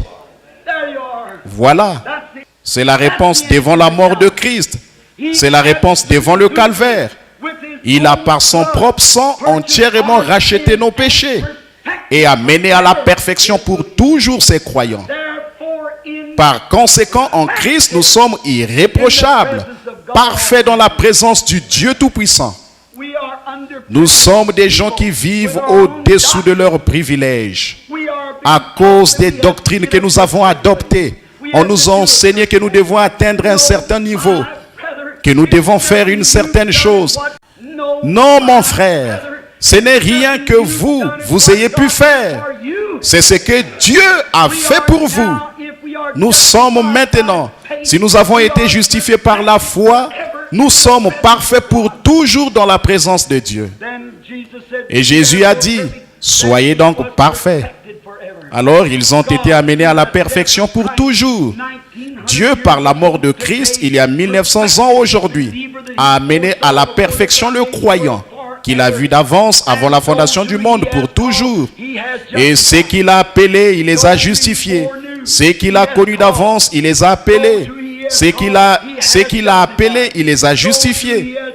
Ceux qu'il a justifiés, Il les a déjà glorifiés. Il a amené à la perfection ses croyants. Maintenant, regardez, revenons maintenant au premier verset. La loi qui possède une nombre des biens à venir et non l'exacte représentation de ces choses ne peut jamais par les mêmes sacrifices qui ont été offerts perpétuellement chaque année amener l'assistant à la perfection. Observez la perfection. C'est ce dont nous parlons. Autrement, n'aurait-on pas dû cesser de les offrir? Parce que celui qui rend ce culte, étant une fois purifié, n'aurait plus aucune conscience de son péché. Que voulez-vous dire le mot conscience ici? La bonne interprétation, c'est désir. Et si un homme, l'adorateur, se présente correctement devant Christ, il voit ce qu'il a souffert et il s'offre à Christ et dit: ô Seigneur Dieu, rien en moi ne peut faire une expiation, mais je compte entièrement sur toi. Alors le Saint-Esprit entre dans ce cœur humain et toute la question du péché est réglée à tout jamais. Car tout désir du péché a été ôté de vous. En effet, si la loi avait pu accomplir cela, on n'aurait pas cessé d'offrir ces sacrifices. Mais comme elle en était incapable, il a fallu que Christ meure afin de nous amener à la perfection. Mes amis, il y a tant de choses que nous pourrions dire ce soir au sujet de la perfection. Nous essayons toujours de rabaisser les autres afin de nous rendre un peu plus saints qu'ils le sont. Ils le sont. Mais si seulement nous regardions le tableau, c'est seulement par la grâce de Dieu que nous sommes ce que nous sommes. Ici, il y a quelque temps dans l'Olio, j'ai appris une leçon à mes dépens. Je tenais une série de réunions là-bas dans l'Olio et je demandais à la campagne. À cause des foules, je ne pouvais pas rester en ville. Nous mangions habituellement dans un petit restaurant d'un quart. Et les petites serveuses étaient si aimables, habillées décemment et aussi soignées qu'elles pouvaient l'être, très distinguées. Elles nous servaient. C'était un petit coin de paradis de manger dans un tel endroit. Leur cuisine était impeccable. Et le dimanche, ils fermaient et allaient à leur église. J'avais un peu faim et je devais prêcher le dimanche après-midi. Et je suis allé dans un petit restaurant ordinaire. Juste un petit restaurant américain typique pour prendre quelque chose à manger. Et quand j'ai franchi la porte, qu'est-ce que j'ai entendu? Sinon, le son d'une machine à sous. Et il y avait là un homme de mon âge, qui était peut-être un homme marié, son bras autour d'une femme en train de jouer à une machine à sous. Notre loi même, la protection de notre justice, de nos biens, était là, violant une chose qu'il était censé protéger. En effet, il est illégal de jouer à des jeux d'argent dans l'Olio. Cet homme-là jouait à une machine à sous. Et je me suis retourné et j'ai regardé vers l'arrière du bâtiment. Il y avait une bande d'adolescents. Et il y avait un de ces disques de rock'n'roll qui jouait dans la machine. Une jeune femme d'environ 18 ans qui avait très clairement l'anatomie d'une femme. Mais elle était là avec sa robe qui descendait en bas. Et un de ces garçons avait ses mains sur la fille, là où elle n'avait pas lieu d'être. Et il fumait et buvait. Et j'ai pensé, oh Dieu, comment peux-tu supporter ça? Et j'ai regardé à ma droite quand j'ai entendu quelqu'un faire un gros grognement. Et une femme âgée était assise là, probablement de 60 ou 70 ans. Elle portait ses petits vêtements vulgaires qui arrivaient à peu près à la moitié de ses membres. Et sa pauvre vieille chair ridée était aussi flasque que possible. Et elle portait du rouge à lèvres et une grande chose violette peinte sur le côté de son visage. Une petite paire de chaussures aux pieds, ses sandales avec les ongles d'orteil peints en violet et les ongles de ses mains peints en violet. Et ses cheveux étaient coupés très courts, frisés et teints en bleu. Et je les regardais. Et de l'autre côté de la table, deux hommes étaient assis là, ivres. L'un d'eux, c'était l'été, portait un grand pardessus militaire, avec une écharpe grise autour du cou et le visage couvert de barbe qui faisait des rottes et tout. Les hommes se sont retirés d'auprès d'elle et ont commencé à marcher comme ceci vers les toilettes. Je suis resté là et j'ai dit, oh Dieu, pourquoi ne détruis-tu pas tout ça?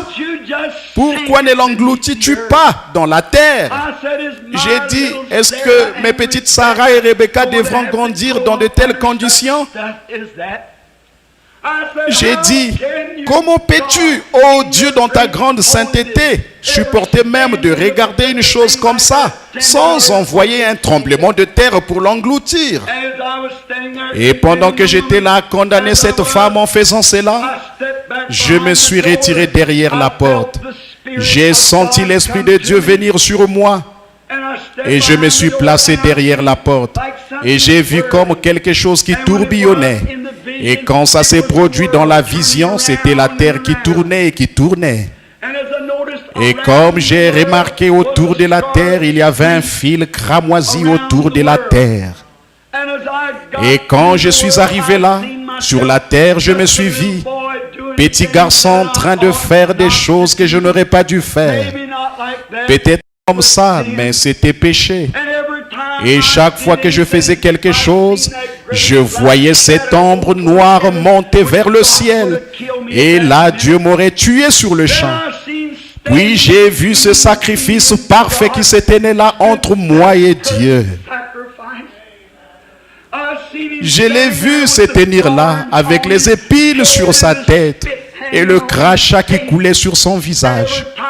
Et chaque fois que mes péchés commençaient à se diriger vers Dieu, il s'élançait et les attrapait comme le pare-choc d'une voiture. Il me protégeait de la mort. Et chaque fois que je faisais quelque chose de mal, Dieu m'aurait tué. Certainement, sa sainteté l'exige. Sa loi l'exige. Et chaque fois que je fais quelque chose, ou que vous faites quelque chose, le sang de Jésus-Christ agit comme un pare-choc. Et j'ai vu ce fil cramoisi signifier que là, le sang protège encore la terre. Et comme je me tenais là à regarder, je me suis rapproché un peu plus près quand j'ai vu qu'il était là. Et je l'ai entendu dire, « Père, pardonne-lui, il ne sait pas ce qu'il fait. » Et j'ai abaissé le regard, et là se trouvait un livre. Et il y avait un ange à côté de lui qui tenait le livre. Et chaque fois que je péchais, c'était inscrit dans le livre, et mon nom était dessus. Et je me suis rendu compte un jour que ce fil de sang serait enlevé et que je devrais me tenir dans la présence de Dieu avec ma vie de péché. Mais j'ai vu que par sa miséricorde, il retenait mon jugement. Je suis allé vers lui humblement. Je me suis agenouillé et j'ai dit, « Oh Jésus, Fils de Dieu, je suis indigne de venir dans ta présence. Mais veux-tu, s'il te plaît, me pardonner pour ce que j'ai fait? » Il a touché son côté avec sa main, a pris le vieux livre et a écrit « Pardonnez » dessus. L'a jeté derrière lui et mes péchés avaient disparu. Puis il m'a regardé d'un regard sévère. Il m'a dit, « Maintenant je t'ai pardonné, mais toi tu veux la condamner? » Alors j'ai compris ce que ça voulait dire. Comme je sortais de la vision, je me suis avancé vers elle. J'ai dit, « Bonjour ». Elle buvait. Elle a levé les yeux vers moi et elle a dit, « Oh, bonjour ».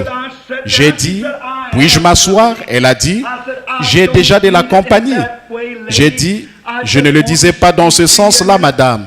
Je veux simplement vous parler un instant. » Elle a dit, « Asseyez-vous ». Et j'ai dit, « Madame, il y a quelques minutes, je me tenais là, derrière cette porte. J'ai commencé à lui raconter. Et comme j'ai regardé, les larmes ont commencé à couler sur ses joues. Et elle m'a dit, j'ai dit, « Madame, vous ne voulez pas faire ces choses-là. Jésus est mort et les jugements de Dieu sont retenus par son sang.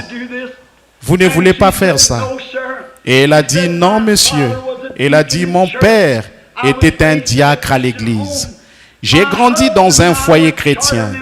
Mon mari et moi étions membres fondateurs et nous vivions une vie chrétienne. » Elle a commencé à me dire qu'après qu'il est mort, elle avait 2 jeunes filles et elle a dévié. Et elle m'a dit que ces filles l'avaient quittée et qu'elle avait gâché sa vie. Et elle pensait qu'il n'y avait plus aucun espoir pour elle. Mais j'ai dit, oh Dieu, sois miséricordieux. Ceux qu'il a connus d'avance, il les a appelés. Elle a dit, êtes-vous le révérend Branham de là-bas? J'ai dit, c'est moi. Elle a dit, j'ai honte de moi d'être assis ici comme ça. Elle a dit, pensez-vous qu'il y aurait une chance pour moi? J'ai dit, Jésus a les bras tendus. Il attend que vous veniez, madame. Et les autres ont commencé à prêter attention et j'ai dit, voudriez-vous vous avancer avec moi ici? Elle a dit, oui, je vais bien, monsieur. Je l'ai prise par la main. J'ai dit, vous avez à peu près l'âge de ma mère. Voudriez-vous vous agenouiller ici avec moi sur le plancher? Et là, sur ce plancher, nous avons transformé cet endroit, cet après-midi-là, en une réunion à l'ancienne mode. Et Dieu a sauvé cette femme par sa grâce. Elle s'est habillée et est venue à la réunion. Et pour autant que je sache ce soir, elle vit une vie chrétienne. Qu'est-ce que c'est? Oh, Dieu exige la perfection.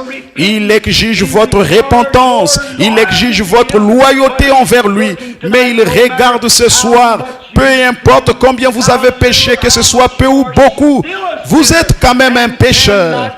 Et vous ne pouvez pas entrer autrement que par Jésus-Christ, le sacrifice de Dieu entièrement suffisant. Et en lui, vous êtes rendu parfait pour toujours. Pensez-y. Ce n'est pas quelque chose que vous faites. Ce n'est pas que vous tournez la page. Ce n'est pas une nouvelle vie que vous commencez.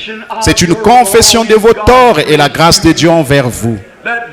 Cela vous amène à la perfection. Et alors, vous êtes rendu parfait en Jésus-Christ. J'ai confiance que ce soir, mon ami, pendant que nous sommes ici en ce grand moment crucial-là, où des décisions doivent être prises après avoir entendu cette histoire, vous l'aviez peut-être jamais entendue auparavant, mais vous ne pouvez pas passer l'une de ces portes et demeurer la même personne que lorsque vous êtes entré. Vous devez sortir meilleur ou pire. Et pendant que nous courbons la tête un instant, je veux que vous y réfléchissiez sérieusement. Qu'en est-il de votre âme ce soir? Jésus-Christ est mort pour vous. Vous dites, frère Branham, quand je pourrai arrêter de fumer, quand je pourrai arrêter de boire, quand je pourrai redresser cette chose-là, alors je vais le faire. Oh, cela ne sera jamais fait correctement. Vous n'y arriverez jamais. Pourquoi ne venez-vous pas simplement tel que vous êtes et par la foi aller vers ces ruisseaux que tes blessures ouvertes alimentent, et l'amour rédempteur a été votre thème et le sera jusqu'à votre mort. Pourquoi prendre un substitut? Pourquoi essayer d'entrer par votre église? Pourquoi essayer d'entrer parce que vous avez arrêté de boire ou de mentir? Venez par le moyen de la perfection. Car par un seul sacrifice, il a amené à la perfection pour toujours ceux qui sont sanctifiés. Comment puis-je être sanctifié? Confessez vos péchés dans la présence du sang de Jésus. Et la vie qui vient de ce sang revient sur l'adorateur et le sanctifie des désirs des choses du monde. Car par ce sacrifice entièrement suffisant, il nous a sanctifiés. Dans un seul esprit, nous avons tous été baptisés pour former un seul corps. Maintenant, il n'y a aucune condamnation pour ceux qui sont en Jésus-Christ, qui marchent non selon la chair, mais selon l'esprit. Si vous essayez de marcher selon l'esprit et que vous convoitez encore la chair, le sacrifice n'a pas été suffisamment appliqué sur vous. Mais l'adorateur, une fois purifié, n'a plus aucun désir de péché. Ça, c'était le calvaire. Ce n'est pas un endroit pour vendre des fleurs ou un petit endroit pour faire ceci ou cela. C'était un endroit où Dieu et l'homme ont été réconciliés. C'était un endroit où la paix et la parfaite sécurité ont été apportées à l'humanité. Pouvez-vous m'accompagner ce soir, mon ami pécheur, au calvaire? et par la foi appliquez ce sang à votre âme et laissez le Saint-Esprit venir vous sanctifier par son grand sacrifice. Avant que nous prions, voudriez-vous lever votre main vers Dieu et dire: ô Dieu, sois miséricordieux envers moi. Je confesse maintenant tous mes péchés en cette soirée de vendredi saint et je suis reconnaissant pour les grandes souffrances que Christ a endurées pour moi. Je renonce maintenant à ma propre volonté, à mes propres intentions et tout, pour te suivre à partir d'aujourd'hui et pour toujours. Voulez-vous lever la main et dire: pensez à moi, frère Branham, dans la prière? C'est la décision de mon cœur. Y en a-t-il en cette grande soirée pendant que nous nous attendons un instant? Par ici, à ma droite, il y en a sûrement un par là. Avez-vous honte de vos péchés? Avez-vous honte de ce que vous avez fait? Le monde ce soir est à la recherche de héros. Et il a des héros physiquement parlant. Un jour là-bas, en Suisse, au moment où le sort de la Suisse était en jeu, des gens de la Suisse étaient rassemblés dans les champs pour défendre leur économie. La grande armée qui arrivait était trop grande pour eux. Ils étaient tous solidement entraînés. Ils avaient des grandes lances et des boucliers. Les Suisses ne pouvaient rien faire d'autre que de se rendre. Ils étaient acculés au pied d'une montagne. Alors un héros s'est avancé, quelqu'un devait mourir. Et s'il perdait la bataille, il n'avait rien d'autre que des vieilles lames de fossiles et des pierres, des bâtons pour se battre. Alors que l'armée qui arrivait avait l'air d'un mur. S'ils étaient conquis, leurs gentilles petites femmes se feraient violer, leurs jeunes filles se feraient violer, leurs bébés se feraient tuer, leurs têtes seraient fracassées, leurs maisons seraient détruites, tout serait perdu.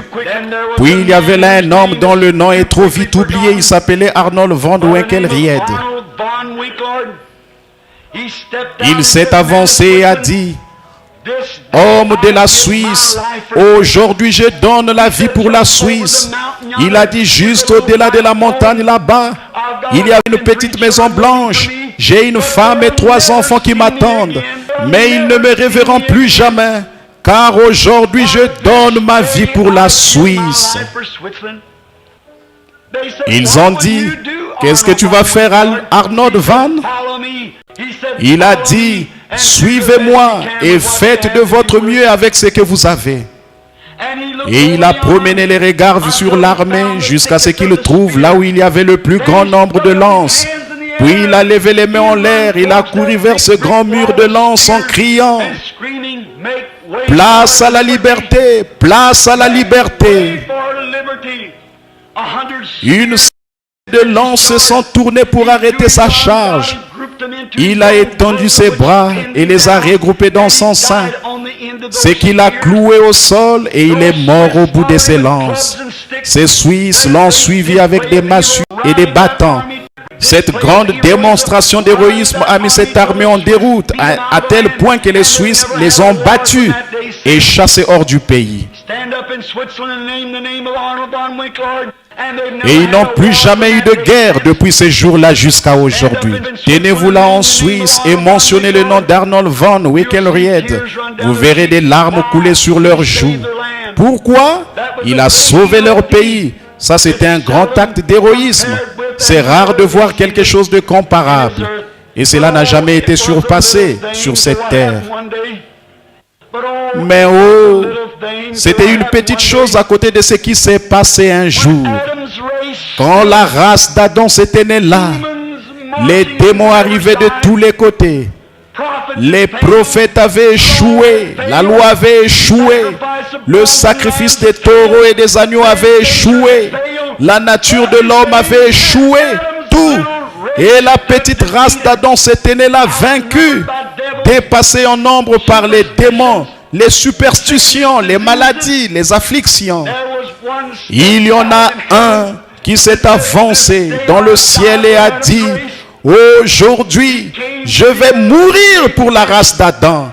Il est venu sur la terre et a été fait chair. Il a regardé là-bas au milieu de toutes les lances, là où c'était le plus dense, la plus sombre des craintes de l'homme était la mort. Et il a pris la mort dans son sein. Et au calvaire, il a payé le sacrifice et a crié: place à la liberté. Et il crie à son Église, prenez ceci, c'est que je vous ai laissé mon sang et mon esprit. Et combattez avec tout ce que vous avez. Nous pouvons vaincre ce soir grâce à cela, mon ami. Vous pouvez chasser le diable loin de vous. Chaque ennemi qui se trouve dans votre ville peut être chassé par le sang et l'esprit de Christ. Et vous pouvez vous tenir parfait dans sa présence. Christ a frayé le chemin. Pourriez-vous simplement lever votre bras vers lui et dire, pardonne-moi, que Dieu vous bénisse, frère. Quelqu'un d'autre, sois miséricordieux envers moi. Oh Dieu, je confesse maintenant mes torts. Y a-t-il des membres d'église tiède qui vont à l'église tous les jours et qui essaient peut-être d'être aussi pieux que possible? Mais vous savez que le tempérament colérique et l'indifférence, l'égoïsme et les habitudes s'accrochent à vous, si bien que vous n'avez pas la victoire. Voudriez-vous être purifié de tout cela par le sang ce soir? Car l'adorateur, une fois purifié, n'a plus conscience. Aimeriez-vous lever la main, vous les membres d'église? Que Dieu vous bénisse, madame. Levez vos mains et dites, frère Branham, pensez à moi dans la prière. Que Dieu vous bénisse, madame. C'est vrai, c'est vrai, c'est vrai.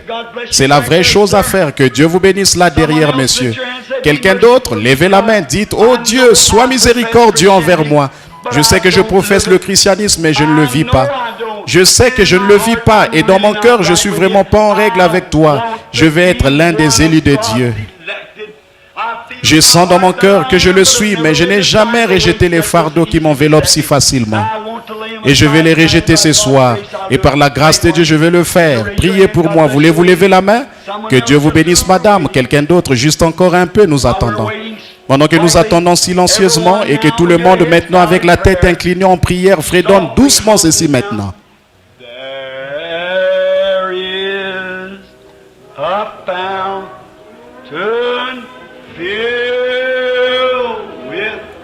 Il y a une source remplie du sang.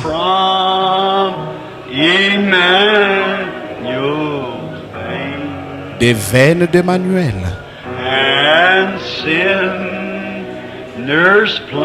Tout pécheur plongé dans ces flots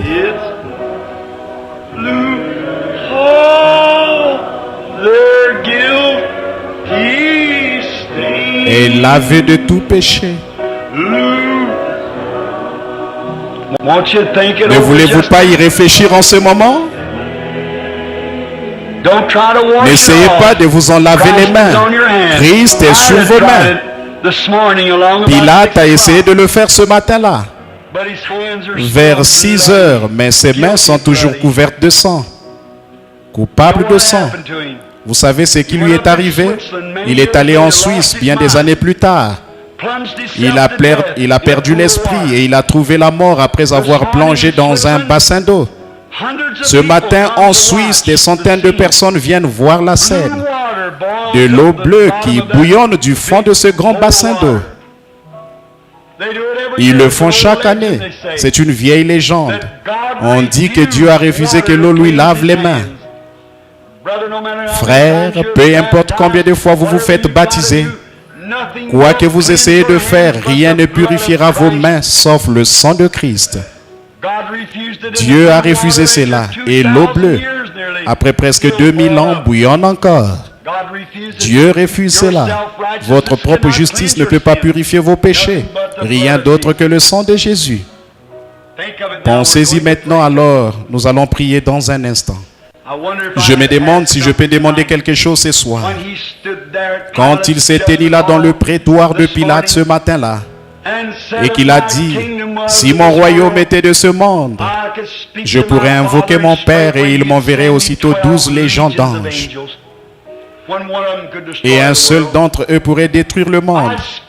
Je lui parlerai et 12 légions d'anges seraient à ma disposition. Il aurait pu le faire. Mais il est resté là, doux et humble, pour prendre votre mort et vos péchés. Serez-vous assez reconnaissant pour ce sacrifice ce soir? Vous qui en avez besoin et qui avez besoin des bénédictions de Dieu, voulez-vous vous lever pour cette prière? Levez-vous simplement.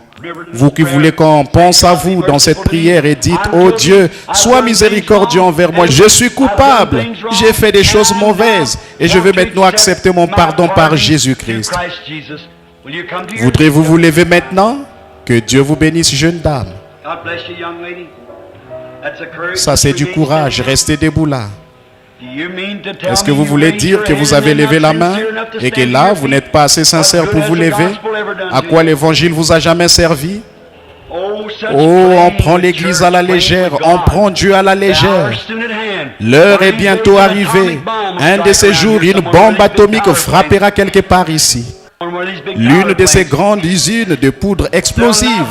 Il n'y aura pas une fraction de seconde pour y réfléchir. Il sera trop tard alors et peut-être avant Pâques prochain ou même ce Pâques-ci. Ne voulez-vous pas vous lever maintenant et dire, oh Dieu, sois miséricordieux envers moi un pécheur. J'accepte maintenant Christ car il s'est offert comme victime expiatoire pour mes péchés. Et par sa grâce, et seulement par sa grâce, je demeure dans la présence de Dieu. Voulez-vous confesser vos torts? Celui qui cache ses péchés ne prospérera pas. Celui qui confesse son péché obtient miséricorde. C'est à vous de décider. Il l'observe.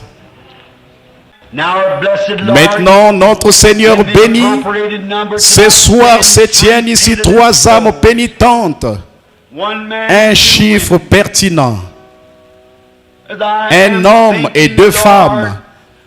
Et je pense au calvaire, Seigneur, lorsque d'un côté l'un a dit, Seigneur, souviens-toi de moi quand tu viendras dans ton règne.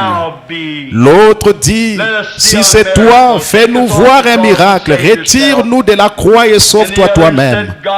Et l'autre a dit, oh Dieu, sois miséricordieux envers moi. Et ta tête s'est tournée vers la droite et tu as dit, aujourd'hui tu seras avec moi dans le paradis. Mais tu n'as rien dit à l'autre, parce qu'il n'y avait pas de repentance. Et Dieu notre Père, je prie que ceci peut-être, j'espère bien qu'ils sont les 3 seuls dans le bâtiment, qui ressentent qu'ils ont vraiment besoin de confesser leurs torts. Mais ils sont venus par le moyen entièrement suffisant, le moyen de la croix. Pardonne-leur, Seigneur, et bénis-leur. Ils se tiennent ici ce soir, comme tu t'es tenu pour eux dans le prétoire de Pilate, comme tu t'es tenu pour eux entre les cieux et la terre, quand le soleil s'est couché et que la lune refusait de donner sa lumière, et que le voile du temple s'est déchiré du haut en bas. Je te prie, ô Dieu, de les bénir et de leur accorder ta miséricorde, de les purifier par ton sang, et baptise-les par ta puissance de sanctification pour former le corps de ton propre Fils Jésus-Christ. Alors ils seront préservés pour tout le temps et pour toute l'éternité. Bénis les autres qui sentent qu'ils sont en règle, qu'ils ont déjà rempli toutes ces choses. Je te prie de leur accorder cette bénédiction au nom de Christ. Amen. Que Dieu vous bénisse. Et vous qui êtes près de ceux qui se sont levés, tendez la main et serrez-leur la main. Quelqu'un est dit que le Seigneur vous bénisse. C'est bien comme de donner la main d'association. Nous sommes maintenant juste un peu en retard dans nos réunions. Combien aime le Seigneur Jésus? Levez la main. Je me demande en silence maintenant, ou en étant aussi tranquille que possible, en commémoration de celui qui est omniprésent, qui est ici ce soir, si nous pouvons chanter doucement. C'était à la croix où mourit mon Sauveur.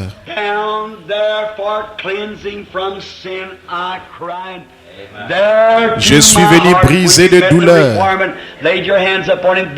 Là, son sang, quand vous avez rempli l'exigence, là, son sang, quand vous avez rempli l'exigence, posez vos mains sur lui. Là, son sang purifia mon cœur. Oh, à son nom, la gloire. Chantons maintenant doucement comme nous courbons la tête devant lui. Down at the cross where my Savior died. À la croix où mourit mon Sauveur. Therefore cleansing from sin, je suis venu briser des douleurs. To my heart was a blood. Là, son sang purifia mon cœur.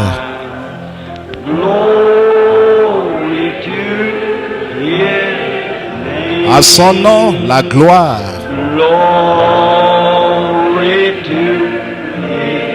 À son nom, la gloire, précieux nom.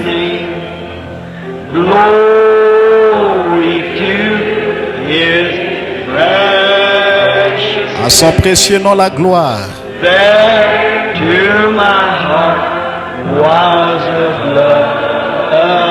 Là, son sang purifia mon cœur.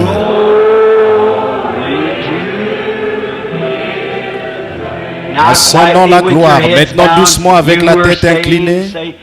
Vous qui êtes sauvés, dites, oh, levez la main maintenant, ô précieuse fontaine, qui sauve du péché.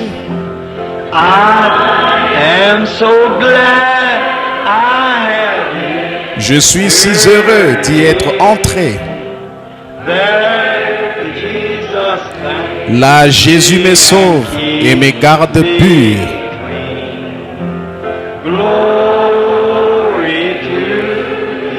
À son nom, la gloire.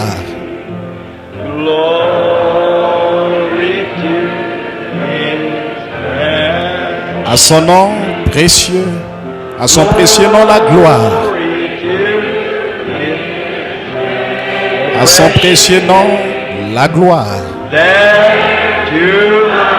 Là, son sang purifia mon cœur.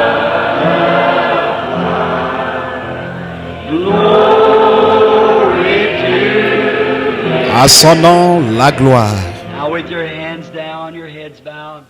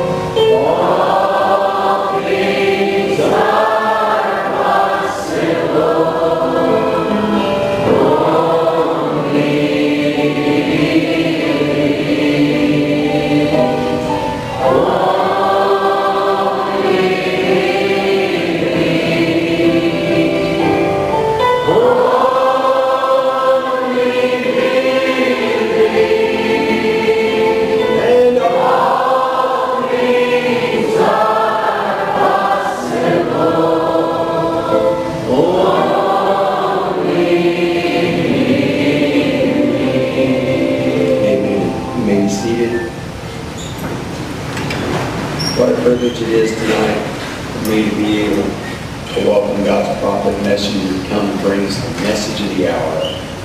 For truly we say and we believe that it was predestinated to be played for us tonight. God knew that we were going to be listening to it. So let us open up our hearts and hear the message of the hour. Here's God's prophet, Brother Wayne. Thanks, Mike. I think the Lord is saying